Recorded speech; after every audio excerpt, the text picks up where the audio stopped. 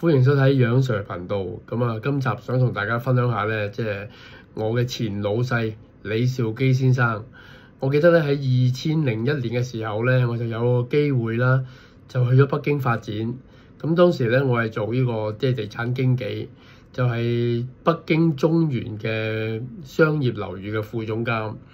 記得嗰陣時咧就去到做地產經紀啦，嗰個經歷都好特別嘅，同大家可以分享下。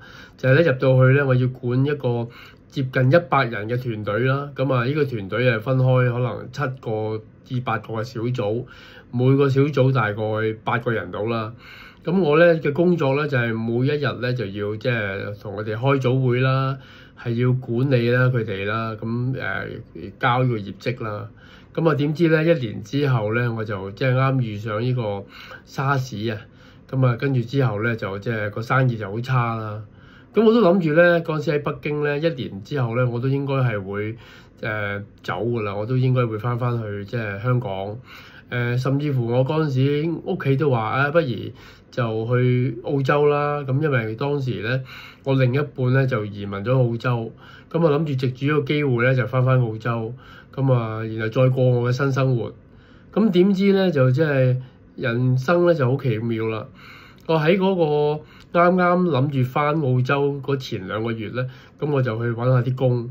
當揾下啲唔同嘅地產公司啊、經紀啊，跟住咧就有啲嘅獵頭公司又揾下，地產公司嘅 developer 又揾下。差唔多仲有1個禮拜咧，就諗住即係翻澳洲嘅時候咧，就收到咧即係一個恒基地產啊嘅嗰個嘅人事部嘅總監咧就聯絡我，就同我去傾，就話有冇興趣過嚟即係北京嘅恒基發展啊咁樣。我當時覺得哇好喎，有機會入 developer， 雖然我未做過，佢既然睇得起我同佢去傾下條件啦。條件就俾得好好喎，都係稅後啦，又包埋住宅喎。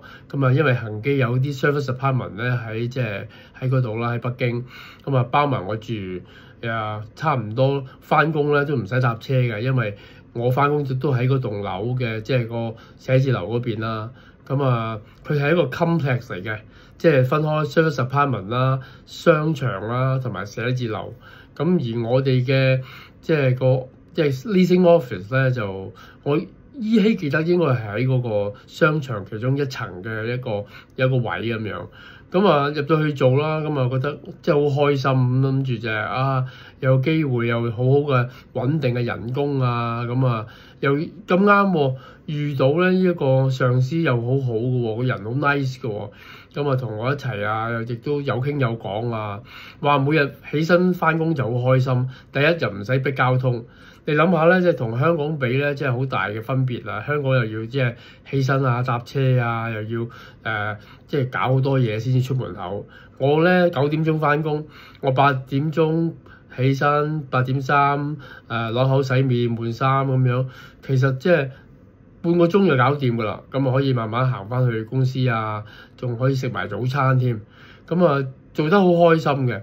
誰不知咧就即係做到3個月之後啦，我個頂頭上司咧就俾公司炒咗。原因就係話佢可能係即係有啲嘢同老闆有啲分歧啦咁樣。佢走咗之後咧，我就好唔開心啦。諗住我等下一個嘅上司到啦。誰不知咧，呢個上司咧就即係好難去服侍嘅。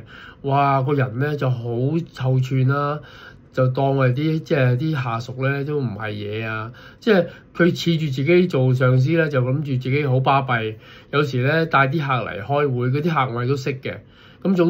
總之打完招呼咧，就拉咗個客去傾偈啦。直頭咧好漠視我哋嘅，即係同我前度上司咧個差別好大嘅。即係前度上司咧有咩開會一齊傾嘅，佢係閂埋道門啦，當你好似啲下人啊，即係睇你唔起咁樣。因為呢件事咧，我同佢咧就有啲嘅即係大家嘅言語不合啊，有啲即係大家有啲分歧啦我諗住都冇乜心機做啦咁樣。有一次咧就我又要出差啦，幫公司去揾客。我記得咧就去咗順德啊，嗰啲揾嗰啲家私啊，去揾嗰啲嘅唔同嘅 operator 啊，嗰啲嘅揾啲客戶。咁點知咧，人生咧就遇咗一個好大嘅一個嘅經歷啊！就係咧，我回程嘅當中咧，有一晚咧，就夜晚我哋就嘅車啦，咁個司機車我翻去，應該翻去深圳，就行高速嘅。咁啊一度就慢慢坐車嘅時候咧，突然間咧行到嗰個嘅即係高速公路咧，夜媽媽喎，記住嗰個咧，突然間嘅車咧就好似蛇咁樣行，因為爆咗胎，爆咗後胎。咁嗰個車咧就係咁喺度轉，係咁喺度轉。當時咧，我人生咧，我應該最接近死亡咧，就係嗰次。我諗住咧，我都死得啦今次，因為個車係咁轉，我就喺個高速。如果繼續咁轉咧，就應該就拋出去嗰個橋咧，跟住就粉身碎骨啦。因為嗰個高速係好高噶嘛，喺上邊，咁應該係拋出個橋外邊啦。或者如果係嗰個 traffic 比較繁忙咧，可能後邊咧有啲車咧就追上嚟咧，應該係會撞到我哋，咁我亦都會即係有受傷。我記得嗰次我就即係印象中，我望住個天，我覺得哇，原來唔通我就咁樣玩完，我條命就係咁樣搞掂咗。當時我就覺得啊，我諗今次應該都會死㗎啦咁樣。咁誰不知咧，就咁啱，因為當日咧就夜晚咧，後邊就冇車經過，咁佢咧就嗰個即係嗰個車咧係咁轉咗段時間啫，佢又停咗啦。咁跟住咧我就即係就冇事咁啊，翻到去北京之後咧，咁我話睇醫生啦，咁啊因為我應該扭親條頸啦，咁啊醫生要我定期去做一個嘅物理治療。咁我當時就覺得啊好啦，咁啊慢慢去睇。咁但係當時咧就遇到好多迫害，點解咧？因為咧公司原來啲人就唔想我咧去報工傷。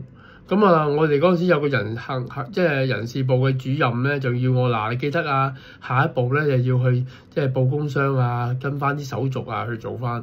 但係咧就公司就覺得佢咁做好多事，唔應該咧鼓勵我去報工傷。咁跟住咧嗰個人事部主任咧幾日之後咧就冇做喎。咁啊直頭係一離咗職咁樣。咁我覺得哇，咁點解會咁㗎？唔通佢自己咩原因突然間唔做，定係因為佢多事俾人炒咗咁樣？咁跟住之後咧，我就慢慢去睇醫生啊。咁啊，因為我報咗工傷，咁就要即係法例又要保障我啦。咁我就定期要睇醫生啊，去即係驗傷啊，物理治療咁樣。咁呢段時間咧，其實咧就發現到咧呢個商業地產嘅黑暗，因為公司咧就知道咗我報咗工傷啦，就希望我盡快取消呢個工傷，就唔好繼續去即係請假啦，盡快翻工。咁但係咧，我就睇到嗰個形勢咧，好似咧感覺上就係公司希望你盡快即係取消咗呢個嘅工傷啦，然後咧就可以公司可以盡快去炒你。咁我覺得嗰個都同即係嗰啲朋友啊，我前度上司咧，即係大家傾過偈啦。咁佢都話喂，你都要保障你嘅權益啊。既然你報咗工傷，你就唔應該即係自己即係單方面去撤銷，跟住翻工。咁我就一度咧就繼續就有時請假啦。咁啊過咗段時間咧，我就嘗試翻工啦咁樣。咁但係咧感覺到咧公司對我嗰個嘅態度咧就好差，好似咧就去逼緊我咧就去盡快咧即係想炒我咁樣。咁啊希望盡快就等個工傷完咗就炒我。咁啊甚至乎嗰陣時咧，我即係前度啊同埋我個大女咧都由澳洲咧就過咗嚟即係北京陪我啊生活啦。咁原本諗住即係啊好嘅，有個機會咁一齊生活，然後慢慢即係養好個傷之後咧就翻工啦。但係我睇到個形勢咧越嚟越唔對路啦，公司就換咗啲新嘅領導啦，新嘅阿頭咧就希望盡快咧要搞掂我。咁啊可能公司有個聖旨要佢盡快去令到我去離開間公司啊，去辭職。咁啊，曾經我本來預咗一個公司嘅宿舍，咁個宿舍都有一兩房一廳咁樣啦。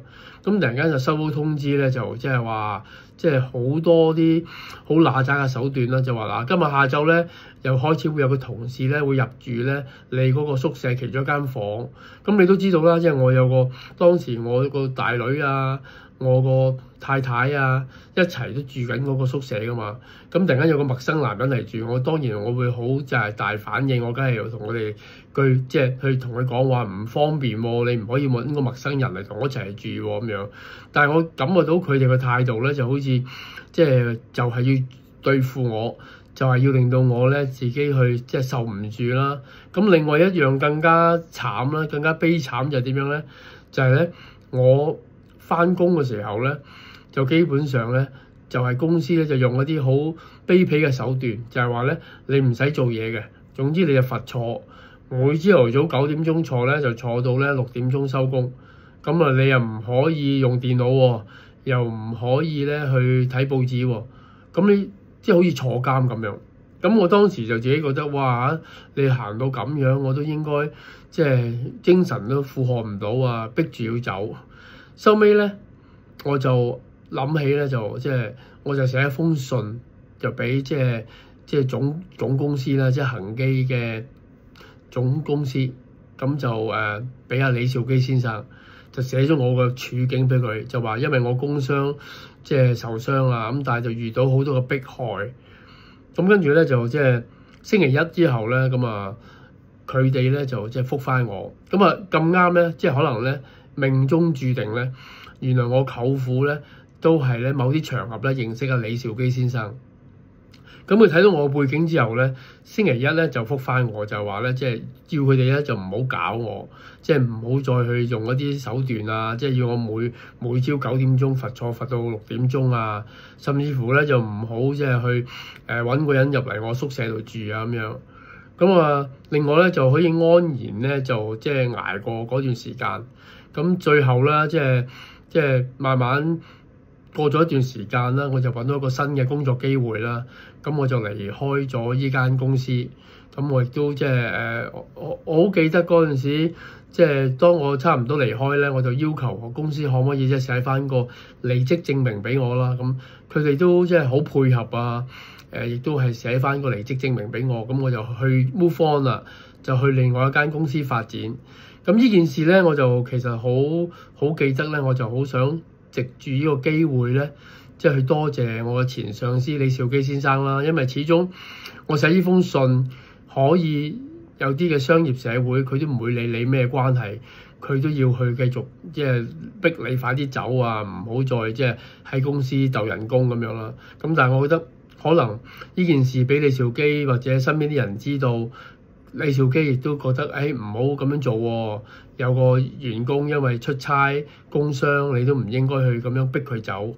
咁最終就令我可以即係揾到人生嘅第一桶金啦。因為嗰段時間我都即係都儲到唔少錢啦，而令到我今日先至可以咧去即係財務自由啊，即係可以提早退休啦。